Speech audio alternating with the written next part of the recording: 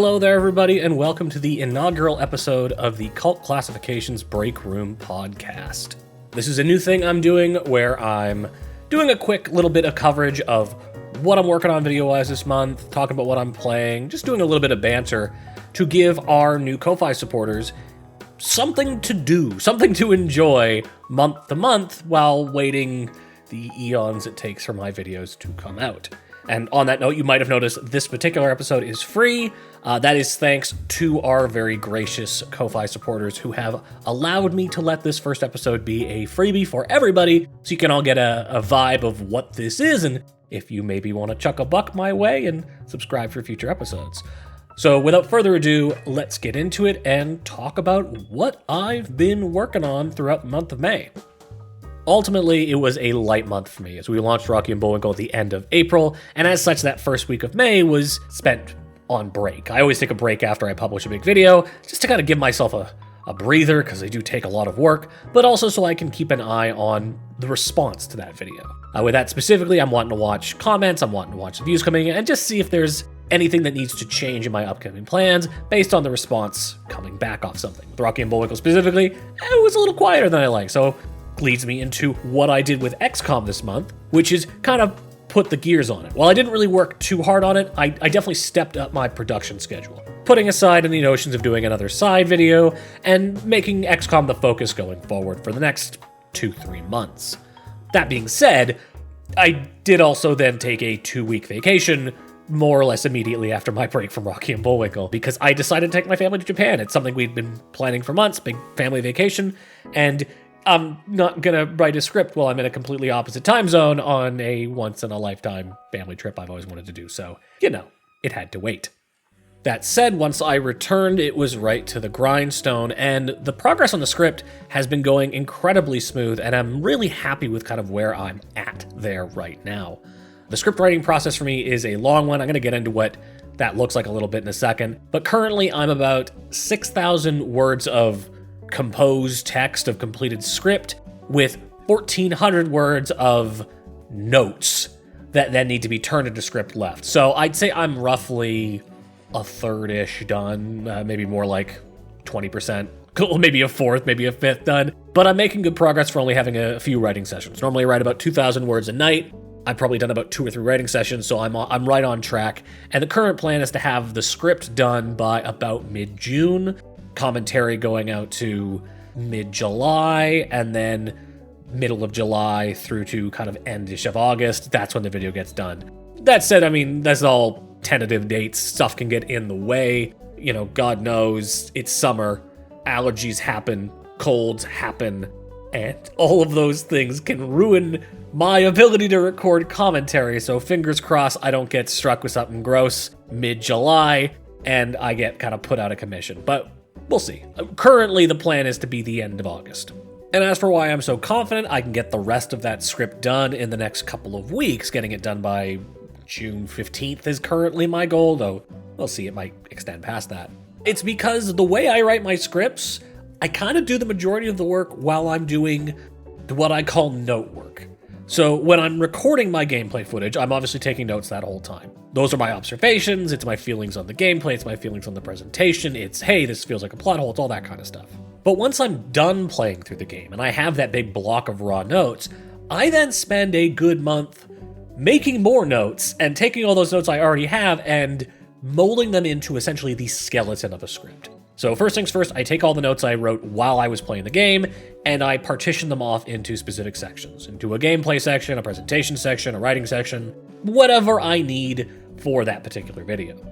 I then take all of the footage I've recorded, which in the case of XCOM is like 18-20 hours of footage. That game is longer than I remembered, especially with the DLC on top of that, and I watched through all of it. I watched through it at high speed, 2, 4, 8 times speed, depending on whether I'm watching dialogue or gameplay or whatever. And I time code it. That has me using the indexing function of my editing program to put a bookmark on every little moment that I might need in all of that footage. Whether that's, hey, here's where a story moment happens. Hey, here's where a particular facet of gameplay I want to show. Here's a good example of it, so let me mark that. hey, here's me standing in a nice looking area for 30, 40 seconds, so I've got some atmospheric B-roll. Let me flag that. Hey, here's a really gross looking asset that I know I'm gonna joke about when I'm talking about how janky this game is. I'm gonna flag that. I get all of those flags put together, and that's an extensive process, especially for a game that's as dense as XCOM and as long as it ended up being. I think I have something like 385 different markers for that game that I have meticulously had to pull out of that footage, or mark down in that footage, rather. In addition to that, while I'm pulling all these time codes, I'm also paying very close attention to the story. Because while I'm paying attention to it while I'm playing the game, I'm not noting down every detail, every little plot contrivance, all of that, to have a full scope of what happens chapter to chapter. Instead, I pull that while I'm doing the time codes, and I use that to ensure I'm getting every detail. So anything that seems like a plot hole but isn't, I'm getting away from. Anything that, hey, how does this actually happen? Oh, it was explained earlier in the script, I've got that, and I note all of that down. I have a chapter-by-chapter breakdown of, this is what happens in this chapter and why.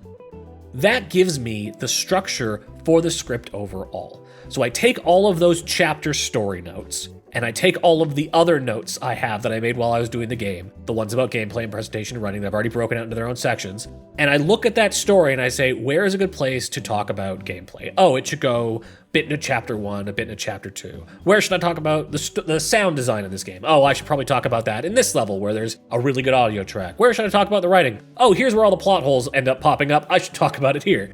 I get all of that put together, and I essentially smush those two sets of notes together into one long, cohesive script that is formatted like my normal videos, chapter to chapter, with then tangents in between to talk about critique for the various aspects of the game. And at that point, the script is basically already done. The only other thing I do there is I then take all of those notes that I've got that I've already arranged into sections, into chapters, and I just break them down even further into 3 or 4 note blocks. So I've essentially got paragraphs, and that's that. Then when I get into my actual script writing, it's just a matter of writing the intro, writing the conclusion, doing some research and looking at promotional material to write any of the extra tertiary stuff I might do. Things like, in this case, talking about the context of why XCOM became the Bureau and wasn't the XCOM reboot, and what the history of XCOM is that led up to that. Did all that already. And then take all of those existing notes and just take that chunk of a paragraph, take those notes, rewrite it into something that looks like an actual script that is more cohesive and real, and do that for the whole rest of the notes, and I'm good to go. So while I have 14,000 words of script that still needs to be converted, it's not that difficult. It's just a matter of me sitting down and rewriting through it. So that is why I'm very confident I'll have it done within 2 weeks. That is my long-winded explanation of how this process works and why I'll have it done in 2 weeks. But putting XCOM aside and video work in general, you're probably wondering what I played, given I took 3 weeks off last month, and I got a lot in, especially with those long-haul flights. To be frank, I didn't actually play a ton on the plane. I always prefer to sleep, especially on long flights like that. But I did get some time in with the Steam Deck, and specifically with Clair Obscur Expedition 33. I won't wax too lyrical about it. It is the indie darling of the moment, and it's got a lot of attention of late, but frankly, it deserves it. While not too far into it, only 10 hours or so, and half of that was on the plane in slightly crunchy Steam Deck mode, it really does stand out as an amazing game to kind of kick off this year. Not just for the level of quality, the level of production quality of that game, for what that studio managed to do with the budget they had, though there are controversial and contravening stories going on about what kind of budget they've got and what the team looks like, and oh, the founder's dad is rich, whatever, I don't care, that's not a conversation I'm interested in. The level of production quality for that game is evident, but more importantly, the level of artistry is evident. And there's a very long rant I could go into about games as art and what is art and yada yada yada. And I'm tempted to do so. But I won't, and I'll leave it with just this. Games can be art. Just as movies can be art. Music can be art. Books can be art. Art, paintings, art can be art. but a majority of what is made is craft. And there is nothing wrong with craft. Craft is someone doing a very good job with the tools they have, making something that is technically proficient, enjoyable. It's what you expect, and it's fine. But art is a feeling. Art is when someone uses all of those skills, all of that technique to not put out a message, to not just make something appealing, but to take something they have inside of them that they can't get out, that they can't express in any other way, and put it in front of you. That's what art is. That is my opinion on art is. This is me being a very sniffy critic for a moment. You'll excuse me the diversion. But that is what art is in my mind. And I like art. I also like things that aren't art. Things don't need to be art to be good. But Clair Obscur, what makes it special, what makes it stand out is that it is undeniably art in the sense that I have just described. There are a lot of examples in the game I could point to. I'm not going to spoil it because obviously I would like you to play it. It's clearly a game I'm passionate about to some degree. But even within the opening hour, you see exactly what I mean. And it's done through bold choices that in a game without that meaning would be wrong. They would be technically wrong. You would have people saying, "Oh, why did they do that? That looks ugly. That comes off as weird." But when those bold choices are used to express those feelings, they all fall into place and make sense. The moment where the gamage happens in the opening hour of the game, and I use the in-game term to explicitly be vague, so that only people who have played the game kind of have an idea of what I'm talking about, that's one of those moments of what I mean. Or when a certain character starts having nightmares, and the game starts doing really interesting things to highlight those emotions. I'm going to spoil slightly here, so, blah, blah, blah, plug your ears. I'm going to try not to say anything specific about characters or themes so you don't have to worry about being too spoiled. But as I said, there are times where a character in your party has nightmares. And these nightmares are visually represented differently by the game going into black and white, which, that's cliche, but also into going 4:3. And it's a very subtle change from the 16:9 to the 4:3 aspect ratio, and you won't even notice it for the first few minutes of the cutscene. And when it hits you, you go, "Oh, it's 4:3 now," and you think about it and you go, "Oh, I get why they're doing that for the themes of the game and the characters that I'm talking to in this scene." I'm being incredibly vague. I don't want to say more, but it is the sort of moment where you go, I get what they're doing, and I get why they're saying it, and I get why they're trying to evoke these emotions from me without bald-facedly telling me their emotions or the things they want. It is the Futurama meme of, you can't just have characters say they're angry, that makes me mad.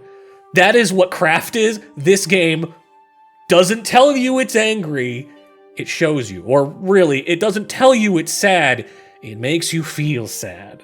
So yes, very good. It's art. It's also just a fantastic JRPG. Technically an FRPG. It is from France.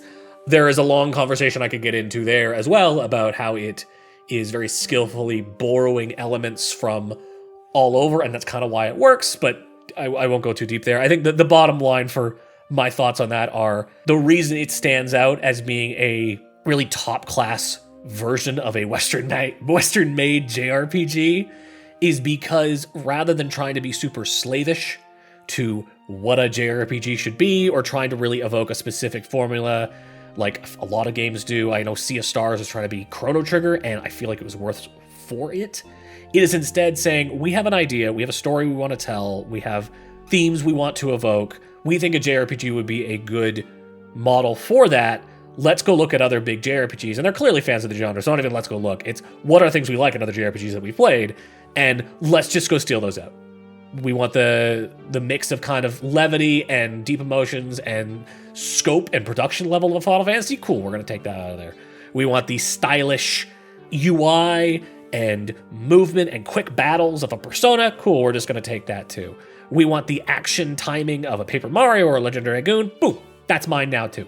They're just pulling all of these elements out from all of these different kinds of JRPGs and fitting them into their own model of what that should be, and then using that to tell their story.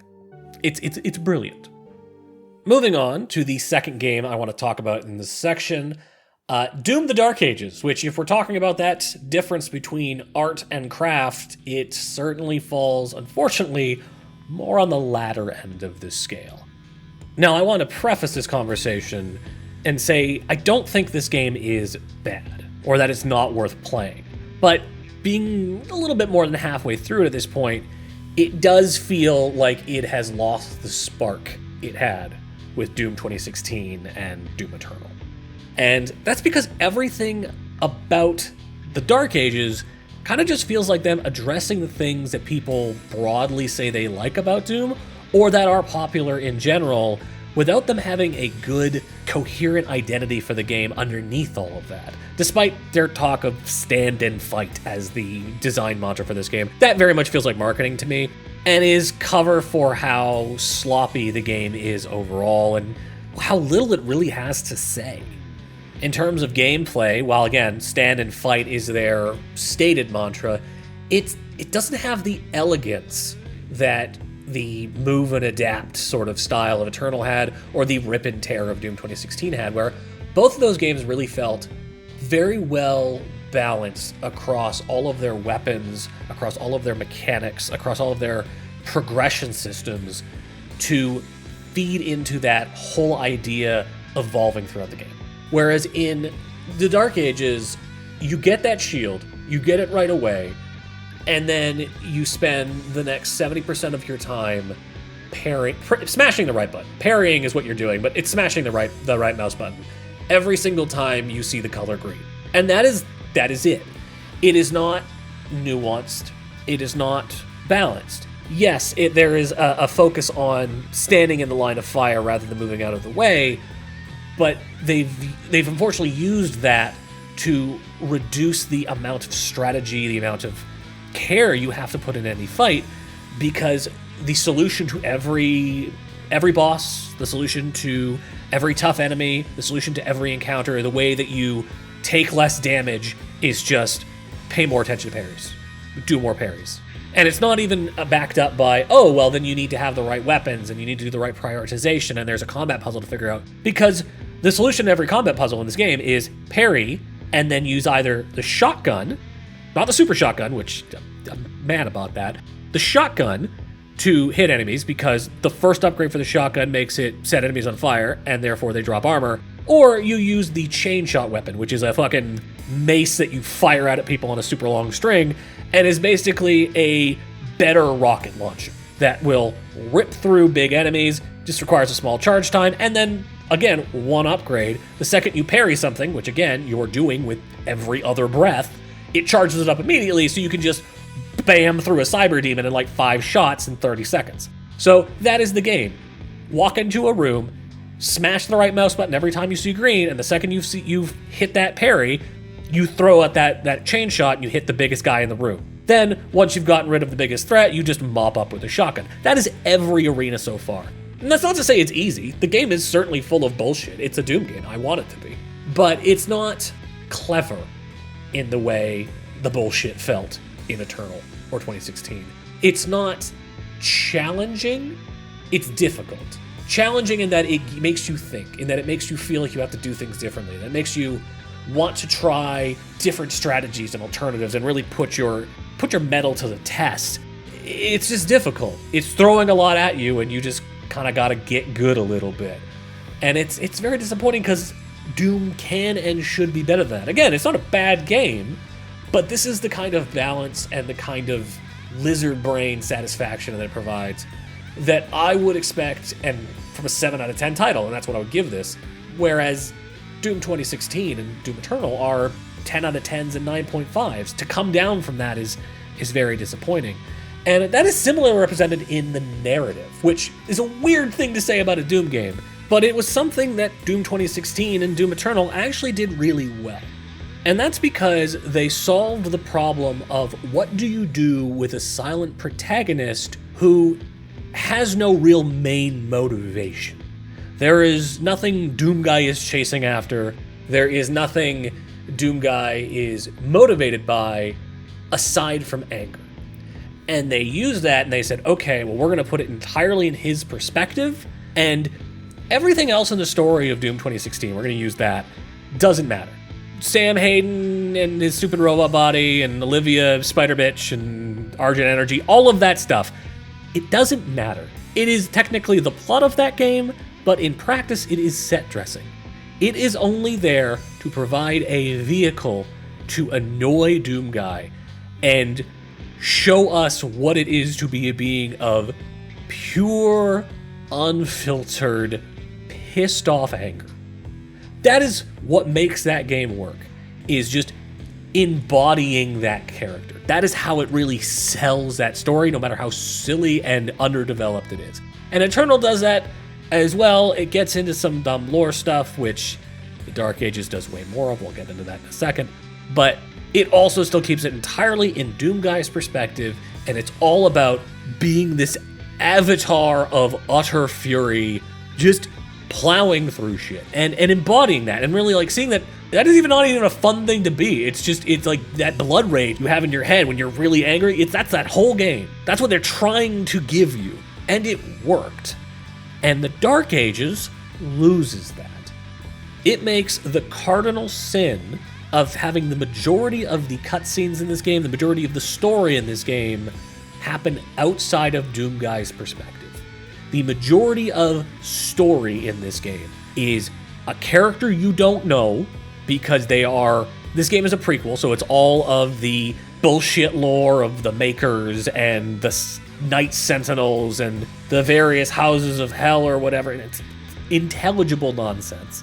It is character you don't know talking to other character you don't know in very dire terms about events you don't really have any connection to, often while the Doomslayer is in the room, but like standing in the middle of the room, and for the first part of the game, quite literally shut off from everything else. He is a non-entity in the story. He has no agency. He is a bomb to be deployed. Quite literally, that is how he's used in the start of the story. I don't even consider that a spoiler. That's like the first mission. And that doesn't evolve. That never gets away from that. While they start trying to give him more agency as the story goes on, they never go back fully into his perspective. At least for what I've played, I'm about halfway through. It remains as this very tell, don't show, we're going to yell a bunch of lore things at you, and then things just kind of happen, and the Doom guy is swept away on the tide of lore. That is it. And it's very unsatisfying. It gets away from what I really enjoyed about the current version of Doom. And even worse, like I said, the whole game feels sloppy. This new storytelling style leads to plot holes. The most egregious one, and I'm going to spoil this, if you're playing Doom and you, for whatever reason, care about the story, blah, blah, blah, fingers in your ears, skip ahead to the chapter in the YouTube video that says I'm done talking about Doom. There is a point about midway through the game where Doom Guy has gotten some degree of agency back, he's working with the Night Sentinels, and they say, hey, we need you to go kick Prince of Hell Guy in his balls, let's power you up. We've got this cool ancient forge, it looks like a Bad Metal album cover, there's a big heart hanging in the middle of it. Go hit some buttons, make some lasers happen, power up the heart, and that will give you a fun, cool buff for your shield. So you go do that, you go wander around these big, large levels that are very empty, and that's a whole other problem that I'm not going to get into. I don't have time. And you do all that, you get your cool, fun rune for your shield, you get a quick tutorial of, hey, if you now parry an attack, you'll get some extra splash damage. Yay, that's what needed, more mechanics for the shield. Awesome. And the level ends. And my thought when that level ended is, okay, cool, I'm powered up. Now, how are they going to get me to hell? Because in 2016, in Eternal, the jumping back and forth between hell and Earthrealm, or hell and Mars, or wherever you are, is a motivating factor. It's why we were chasing after Argent Energy Cells in 2016. I'm pretty sure it's why we blew a hole in fucking Mars in Eternal. The transit between realms is no small feat, and it is one of the few motivating story factors in those games. And then Doom the Dark Ages says, cool, you're powered up, go fight Satan. And you go, great, how am I going to fight Satan? And then the next level starts and it says, you're in hell now, go fight Satan. There is no explanation for how you got to hell. There is no cutscene that has you doing a thing. You just walk into a portal at the end of the forge that you aren't told goes to hell, that you aren't told where it goes. You just kind of assume it's going to take you out of the forge. And the next level just starts and you're in hell. There you go. It's a problem. It feels dumbed down, and it feels like it's dumbed down in a way where they just hope people aren't going to realize. So, yeah, I'm disappointed. Again, not a bad game. I'm giving it a 7 out of 10 if I got to put a score on it halfway through. But that is a absolute disappointment coming down off of Doom 2016, which is a 10 out of 10 game. It's one of my favorite games of the last generation. And Doom Eternal, which is like a 9.5 for me. I like it a little bit less because, again, it dabbles into some lore stuff, and I don't love Move and Fight as much as Rip and Tear, but still, an amazing game, and the Dark Ages just doesn't compare. And I think I'll leave it there for the games that I've been playing this month. I'm always bouncing around between other stuff. There's lots of other little things I've played, and I'll try to talk about more indie, weird stuff on future episodes. But definitely don't want to kind of go too long on this. The only other game I would kind of briefly mention is Fantasy Life I, the girl who stole time? Sold time? Sold the world? Steals time. That's it. Fantasy Life I, the girl who steals time. Fucking JRPG titles, man. Always just kind of getting away from me. That game, lots and lots I could say about it, but just to keep it nice and tight, it is a very classic, very well done level 5 game. If you are looking for something that is very light, very cartoony, very friendly, that is a nice break away from the utter melancholy of Clair, Obscur, and the edgy nonsense of Doom the Dark Ages, Fantasy Life is great. It's also just, if you've enjoyed level 5 games for 20, 30 years like I have, Fantasy Life feels like a weird culmination of everything. There's notions of Dark Cloud, there's whispers of Yokai Watch, there's bits of Layton in there, just in how the presentation and the UI and all that works, where if you like what that developer does, Fantasy Life I is another wonderful version of that, so definitely recommend that as well. And that's where I would wrap up games and where I would normally then go into some Q&A, but nobody provided any cues for me to A. So, yeah. I'll talk about Japan a little bit, I guess.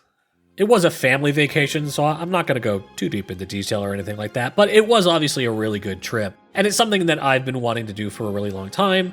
As you can probably guess from the fact that I'm playing Fantasy Life I and my comments about Clair Obscur, I've got a touch of the weeb. I feel like many of us who enjoy video games do, and so does my wife. So it's been a trip we wanted to do for a really long time. And with the yen being down, at least when I booked the flights, less so when we left, unfortunately, it made sense to go, especially as we have other things we want to do coming up, and our kid is finally old enough where it made sense. So booked the flights, booked the time off, finally got ourselves out there, and it's a gorgeous country, wonderful place to be. Spent most of our time in Kyoto, which definitely a bit of a tourist trap. Most of the places we went were, but still just gorgeous. Good food, nice people, absolutely wonderful history and culture if that's your thing. And yeah, lots of good weeby stuff as well if that's what you want.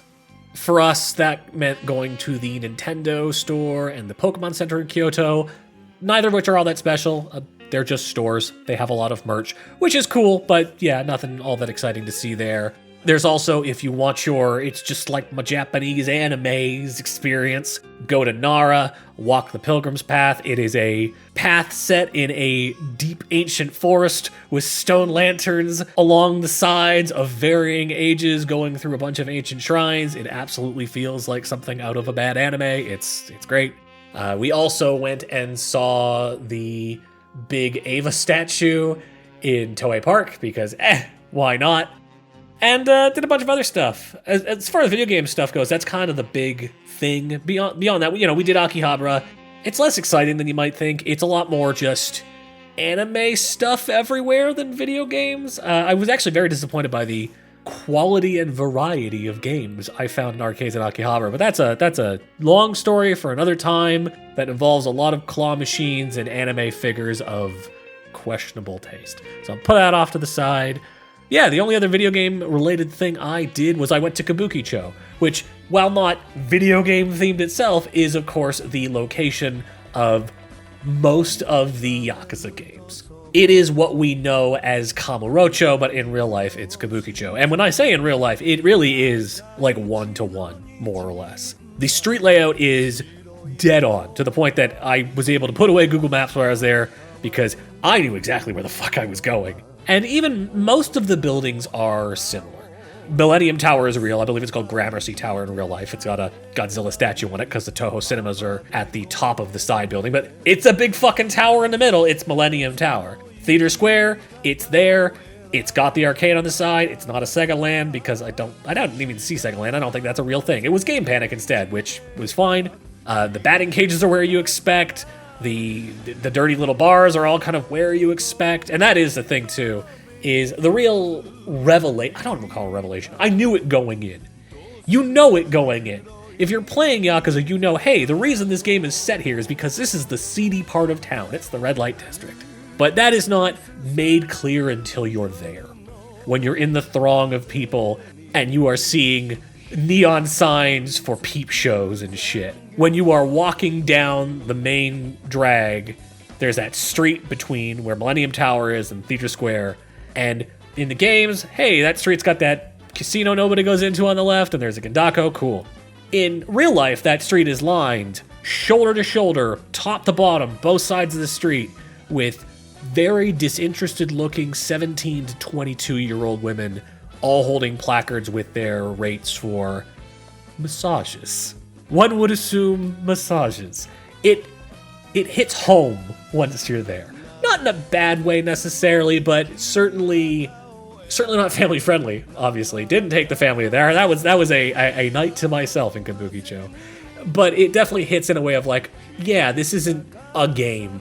This is a place people live, and it's not necessarily a happy place all the time. Which the games would show, but it's also interesting to see that in real life. I feel like I sound very naive.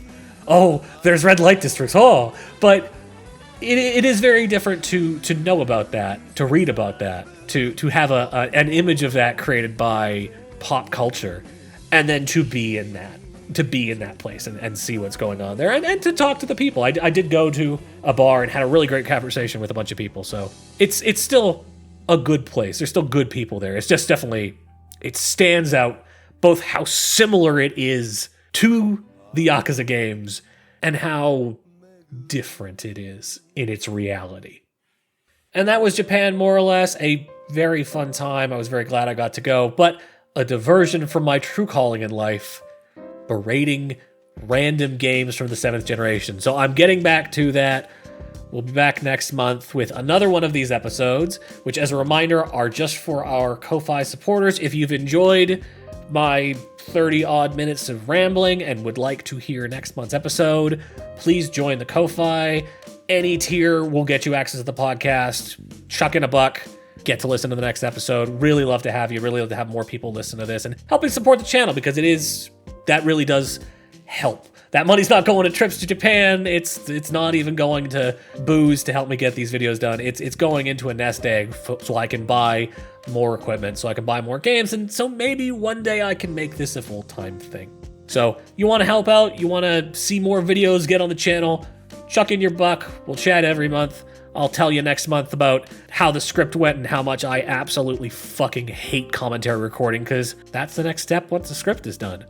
Also, just one last thing, if you do sign up, or to our existing Ko-Fi members, put in some questions for next month's podcast, and I'll answer them, because I won't be going to Japan this month, so I need something to fill the time. And I think that about does it. Wish me luck as I keep working on the script and bang away, hoping to get that XCOM video onto your feeds by the end of August. That's the goal, though obviously if things change, those of you subscribed to the podcast will hear from me. And yeah. Have a great June, take it easy, and as always, have a good one.